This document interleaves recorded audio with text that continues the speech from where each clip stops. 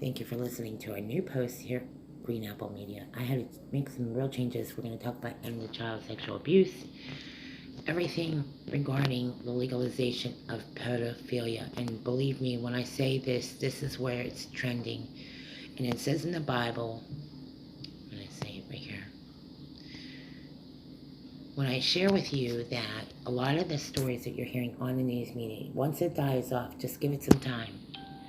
Because they really can't go through all this, process the case, and go through all this paperwork until they actually let things calm down.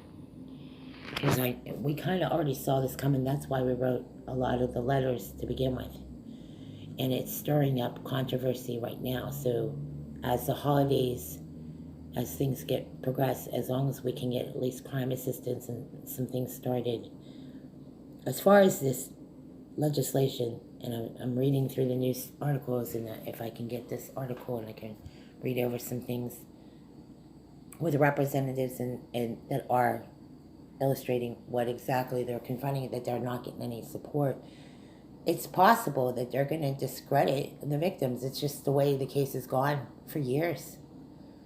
Real victims have very rarely get real vindication. There is no such thing as real justice. The real justice is getting the victims out of trouble, and getting them crime assistance, and getting all their needs met, and getting them relocated and traveling to different locations, and getting the victims somewhere safe. That's how it really works.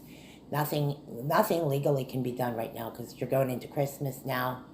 So what we need the representatives to do is we can forward all our paperwork, we can forward all the receipts, cover their expenses, and get the victims out of this.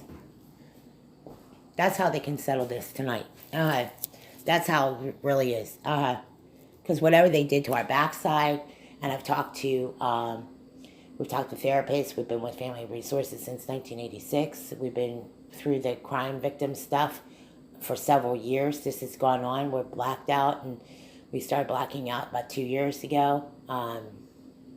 PTSD recovery therapy. I mean, all the therapy possible. The best therapy for the victims is changing their commute, their flighting arrangements, travel arrangements, and just getting out of this altogether.